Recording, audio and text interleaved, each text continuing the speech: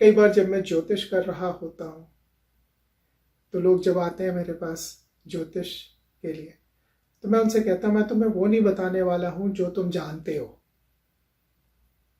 क्या फायदा? मैं तुम्हें वो बताऊंगा जो तुम नहीं जानते हो, जिसका तुमको पता नहीं है। मैं तुमको वो नहीं सुनाऊंगा जो तुम सुनना चाहते हो। मैं तुमको वो पता सुनाऊंगा जो तुम्हारी पत्री कह रही है। सुनना तो हर कोई चाहता है, मीठी मीठी बातें। लॉटरी निकलने वाली है, अच्छी अच्छी बातें। मैंने कहा तुम्हें मैं वो बताऊंगा जो तुम्हारे लिए जरूरी है, जो तुम नहीं जानते हो, जिससे तुम्हारा भला होएगा। कुछ बातें कड़वी हो सकती हैं लेकिन तुम्हारा भला होएगा। कई लोग आके मुझसे पूछते हैं, अच्छा मुझे मेरे पास्ट का बताएं। मैंने कहा पास्ट का मैं क्या बताऊंगा, तुम्हें पता है? मेरी मेहनत उस पर क्यों लगवाओगे? मेरी मेहनत तो लगवाओ वो जानने के लिए जो तुम्हें नहीं पता है।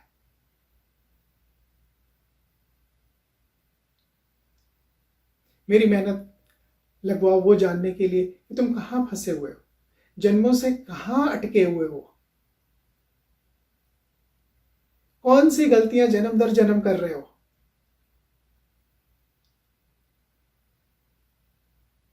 और क्या सीखने और क्या करने से तुम आगे बढ़ जाओगे, ताकि तुम्हारे जन्म दर जन्म वही बातें दोहराती नहीं रहेंगी। अभी तो तुम्हें ये पता ही नहीं कि बातें तुम्हारी सिर्फ इस जन्म में नहीं, जन्म दर जन्म दोहरा रही हैं। तुम्हारी आत्मा अभी वही अटकी हुई है उन्हीं बातों में, अभी भी उन्हीं बातों में तुम्हारी आत्मा परेशान होती है, उन्हीं बातों में तुम परेशान होते हो, तुम्हें गुस्सा आता है, उन्हीं बातों में तुम रिएक्ट करते हो। चला आ रहा है।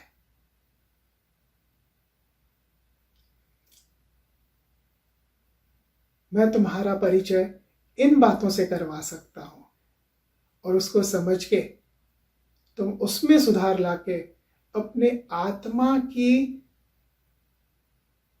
जर्नी में, आत्मा की राह में आगे बढ़ सकते हो।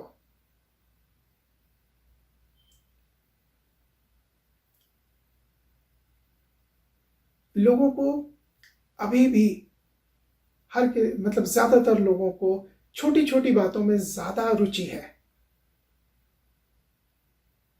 मैं मानता हूं नौकरी, गाड़ी, मकान, रोटी, कपड़ा, मकान, नौकरी सभी के लिए जरूरी है, सभी का ध्यान इस पे जाता है, लेकिन सिर्फ इतने में सीमित नहीं रहना चाहिए।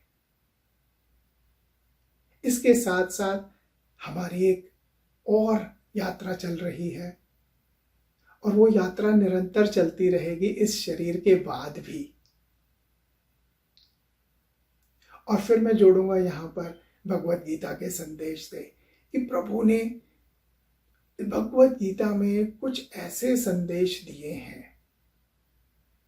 जो कि पढ़ने वाले को की आंखें खोल देते हैं कि ये किसी मनुष्य के दिमाग की बातें नहीं है। जब भगवान बताते हैं कि जिस तरह से हम पुराने कपड़ों का त्याग कर नए कपड़े धारण करते हैं, उसी तरह ये शरीर आत्मा के लिए सिर्फ एक कपड़ा है। और जब ये शरीर ठीक से काम नहीं कर रहा होता या पुराना जर्जर हो जाता है, तो आत्मा, हम जैसे कपड़ा बदलते हैं, आत्मा शरीर बदल लेती है। और ये निरंतर चलता रहता है। और जब ये निरंतर चलता रहता है तो प्रभु इस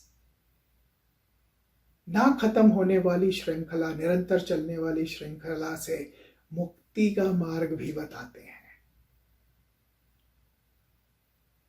तो प्रभु पहले तो ये बताते हैं कि भाई ये निरंतर ना खत्म होने वाली श्रृंखला है, जन्म मृत्यु पुनर्जन्म।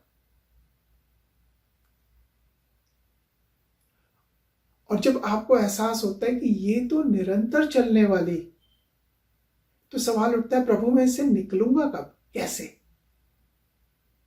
कोई मार्ग भी है निकलने का?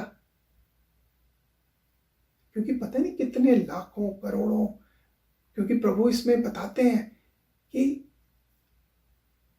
ऐसा कोई समय था ही नहीं जब तुम नहीं थे, मैं नहीं था, या ये सारे लोग नहीं थे। और भविष्य में भी ऐसा कोई समय नहीं होगा जब तुम नहीं होगे, मैं नहीं होगा, या ये सारे लोग नहीं होंगे। तो करोड़ों साल कहना भी बहुत कम है। ये तो एक इंसानी दिमाग सोचता है ना, करोड़ों साल। हमारी आत्मा तो सदैव रही है, जैसे हमेशा से प्रभु रहे हैं, हमारी आत्मा हमेशा से रही है, क्योंकि आत्मा परमात्मा का अंश है।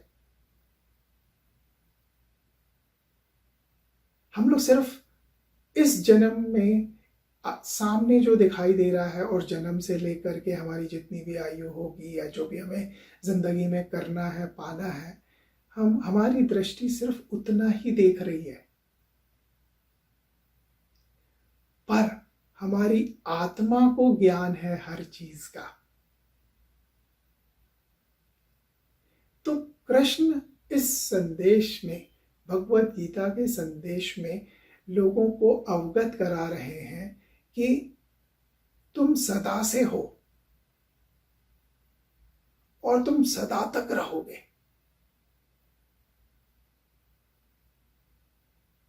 और तुम्हारी आत्मा का शरीर बदलने का कार्यक्रम चल रहा है सदा से। मतलब जन्म, देहांत, पुनर्जन्म। Recording stopped.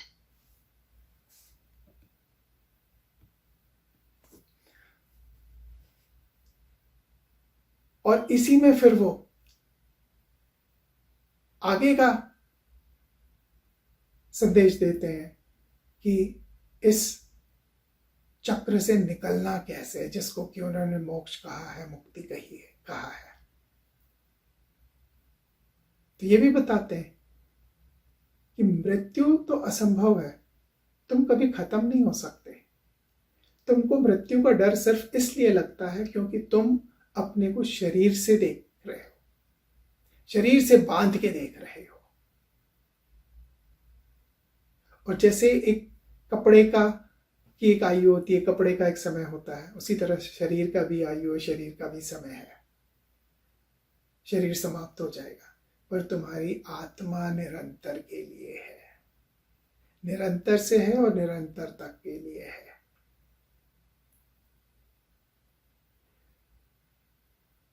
तो इस जन्म, मृत्यु और पुनर्जन्म के चक्र से कैसे निकलना है, इसका मार्ग भी कृष्ण बताते हैं।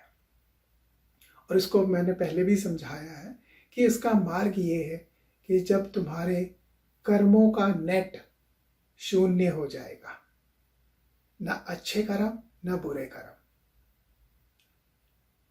तब तुम्हारा मोक्ष का, मुक्ति का द्वार खुल जाएगा। पर यह नेट जीरो कैसे होगा, नेट शून्य कैसे होगा?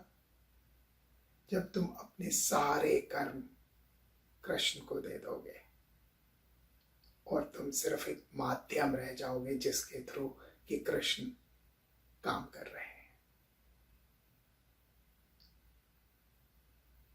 तो कर्म तुम्हारे नहीं होंगे, सारे कर्म फिर कृष्ण के हो गए, तो तुम्हारा नेट जीरो हो गया। नेट जीरो हो गया तो तुम्हारी आत्मा को जन्म लेने का कोई औचित्य नहीं है।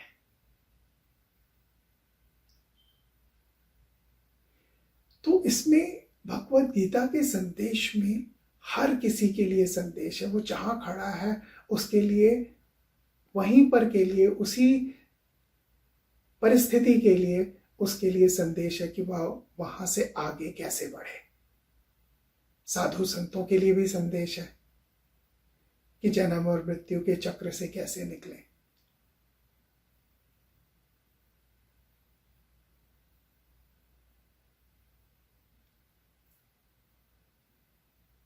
अगर मोह माया से कृष्ण ने उनको निकाल लिया तो यह भी तो कृष्ण की मर्जी है।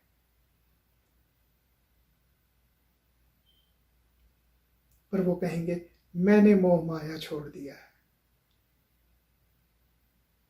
तो कर्म तो अभी भी वो अपने ऊपर ही ले रहे हैं ना, मैं आ गया। तो मोक्ष और मुक्ति के मार्ग पे तो अभी वो चल ही नहीं रहे।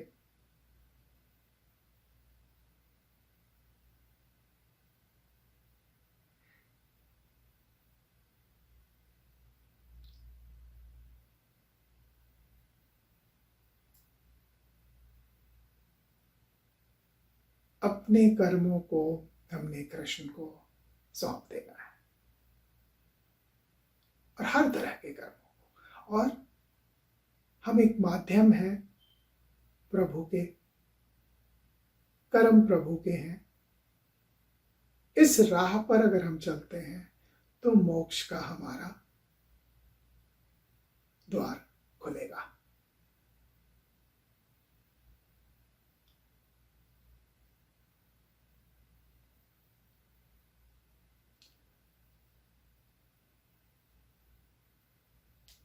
मैं बार बार मुक्ति और मोक्ष के डिस्कशन में आता हूं, क्योंकि भगवत गीता का जो रहस्य है वो मोक्ष का द्वार, जिसकी समझ में आए। सबसे बड़ा, ब्रह्मांड का सबसे बड़ा ज्ञान उन्होंने दिया है कि मोक्ष का रास्ता बताया है। आप सनातन धर्म को छोड़ दो तो मोक्ष का कॉन्सेप्ट भी एग्जिस्ट नहीं करता है। मोक्ष की धारणा भी कहीं नहीं है। जो सबसे बड़ी धारणा है, स्वर्ग की धारणा है कि स्वर्ग पहुंच जाओ, सनातन धर्म के अलावा। सिर्फ सनातन धर्म है जो कहता है कि नहीं नहीं, स्वर्ग की लालसा में मत पड़ो, तुम मोक्ष की बात करो, जन्म मृत्यु और पुनर्जन्म के चक्र से बाहर निकलो।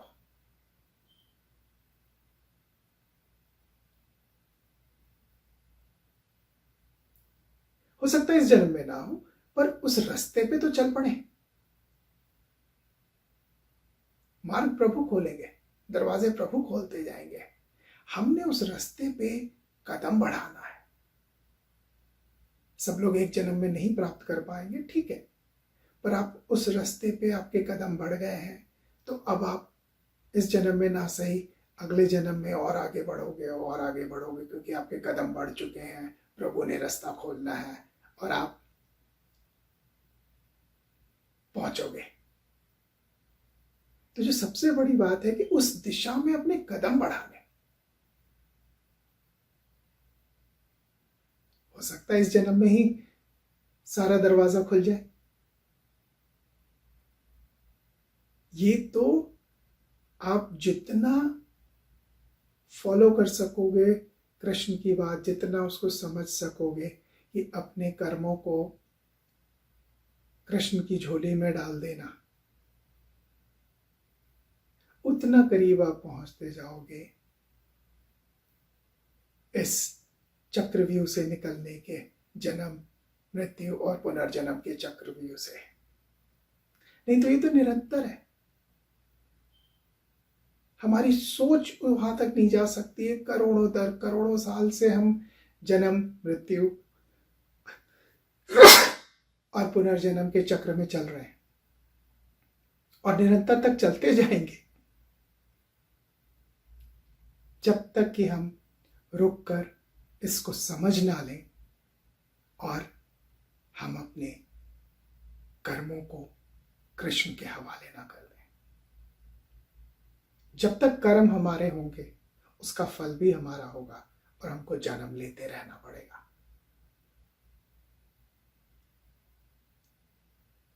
हाँ, इच्छाएं बची हुई हैं, अभी तमन्नाएं बची हुई हैं, अभी जीने की तमन्नाओं को पूरी करने की बहुत चाहत है। उसमें कोई बुराई नहीं है। संसार में फिर आओगे, तमन्नाएं पूरी होंगी, इच्छाएं पूरी होंगी, तब आपका, अभी आप मोक्ष की, इसका मतलब है कि अगर अभी तमन्नाएं इच्छाएं बची हुई हैं, मतलब अभी आप मोक्ष के लिए तैयार नहीं हो। मैंने बहुत सारे लोगों से बातें की हैं, मोक्ष चाहिए सबको, सब कहते हैं कि हमें मोक्ष चाहिए, बस अब और जन्म नहीं चाहिए, पर अभी तमन्नाएं बहुत बची हुई हैं। सारी तमन्नाएं इस जन्म में तो नहीं पूरी होती हैं। तो दोनों आप लेकर नहीं चल सकते। हाँ, जिंदगी जीने के लिए, जिंदगी में ये जीवन है, इसमें चलते रहने के लिए आपकी जरूरतें हैं, पर उसको आप तमन्ना मत बनाओ।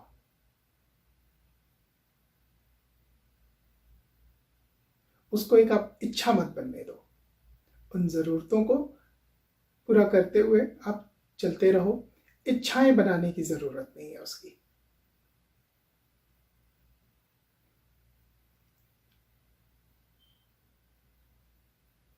जब तक इच्छाएं बची रहेंगी तब तक आप मोक्ष के रास्ते पर अग्रसर नहीं हो पाओगे। हाँ, अपने बच्चों का, अपने परिवार का भला सब कोई चाहते हैं, और उसके लिए आप प्रभु से प्रार्थना जरूर करें कि प्रभु इनका भला करें, प्रभु इनको सद्बुद्धि दें, प्रभु इनका और इनकी आत्मा का, इनकी शरीर का और इनकी आत्मा का की भलाई का मार्ग प्रशस्त करें। ऐसी प्रार्थना जरूर करें, पर उसको इच्छाओं में मत बदलें। प्रभु पर छोड़ दें, प्रार्थना करके प्रभु पर छोड़ दें कि प्रभु उनकी जीवन के लिए और उनकी आत्मा के लिए क्या सही समझते हैं। तो कई बार हो जाता है कि इच्छाएं हम अपने लिए नहीं रखते, पर अपने परिवार के लिए रख सकते हैं, पर वो भी इच्छाएं ही हैं। अगर ऐसी इच्छाएं हैं तो मैं उसका भी उपाय बताता हूं कि उसको आप इच्छा ना रख के आप उसको प्रार्थना में बदल दें और प्रभु के ऊपर छोड़ दें।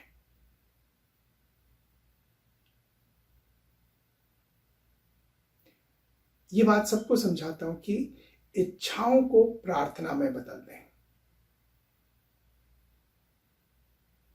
और प्रभु को सौंप दें। चाहे परिवार के लिए क्यों ना हो इच्छाएं, उसको आप प्रार्थना में बदल के प्रभु को सौंप दें।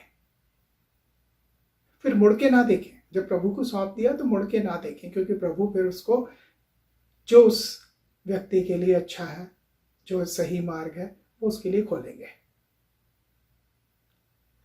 उस विश्वास को रखें। तो कई बार मैंने देखा है कि लोग कहेंगे मेरी अपनी तो कोई इच्छा नहीं है, पर हम बच्चों के लिए ये चाहते हैं। भाई, तुम्हारे बच्चे हैं और तुम अपने बच्चों के लिए कुछ चाहते हो, तो वो फिर तुम्हारी इच्छा बन जाती है। तो वो इच्छा जो है ना किसी रूप में आपका पीछा करती है, इतनी आसानी से नहीं छूटती। अपने लिए छूट जाएगी, अपने बच्चों के लिए। उम्र थोड़ी और बढ़ी तो अपने बच्चों के लिए इच्छाएं आ जाएंगी, क्योंकि इच्छाओं की प्रकृति है कि वो आपको छोड़ेगी नहीं, उलझा के रखेगी। तो मैं लोगों को सरल मार्ग बताता हूं कि इच्छाएं जब आए तो उसको प्रार्थना बना के प्रभु के चरणों में रख दो और भूल जाओ। अपने बच्चों के लिए आए, अपने बच्चों के बच्चों के लिए आए, किसी के लिए भी इच्छा आए, उसको प्रार्थना बना करके बिल्कुल दोनों हाथ जोड़ के प्रार्थना बना के प्रभु के चरणों में डाल के छोड़ दो।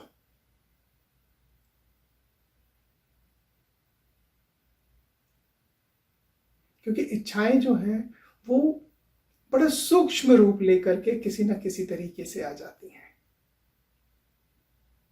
आपने किसी और के बच्चे का कुछ अच्छा देख लिया, अब वो इच्छा पैदा हो जाएगी कि मेरे बच्चे को भी ये मिले, या ऐसा मिले, या ऐसा हो।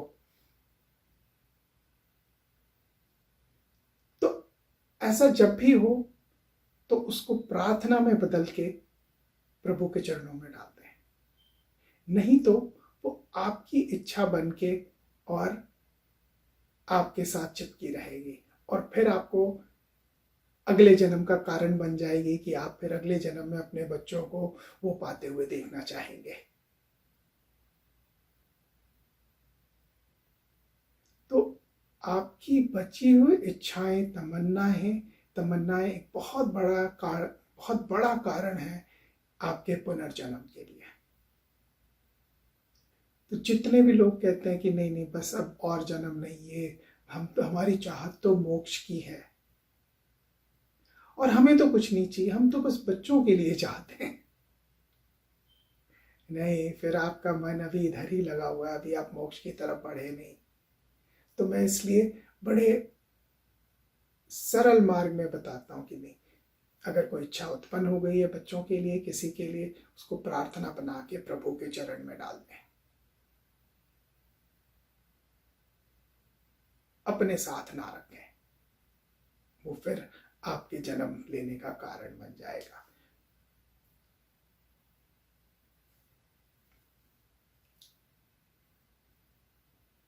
कोई हाथ नहीं देख रहा हूं मैं, सब लोग ध्यान से सुन रहे हैं।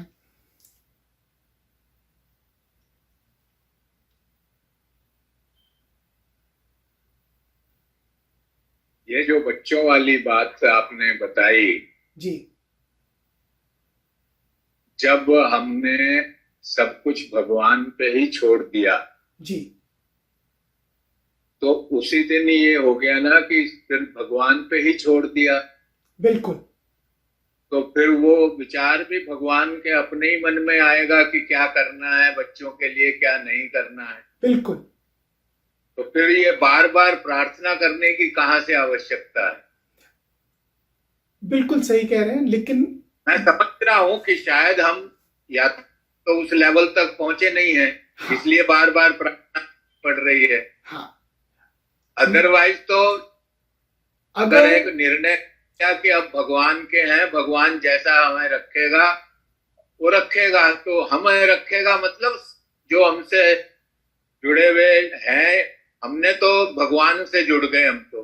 बिल्कुल, कई बार मैंने इसलिए जिक्र किया कि कई बार मैंने देखा है लोगों को कहते हैं हमारी तो कोई इच्छा नहीं है, अब तो हम सिर्फ भगवान अपने बच्चों के लिए मांगते हैं, पर वो भी आपकी ही इच्छा बन जाती है। जो लोग ऐसा करते हैं कि उनकी इच्छा है कि उनके बच्चों को ये मिले या बच्चों की जिंदगी खुशहाल बीते, बच्चों को तकलीफें ना आए, ये फिर उनकी ही इच्छा है, चाहे वो बच्चों से संबंधित क्यों ना है।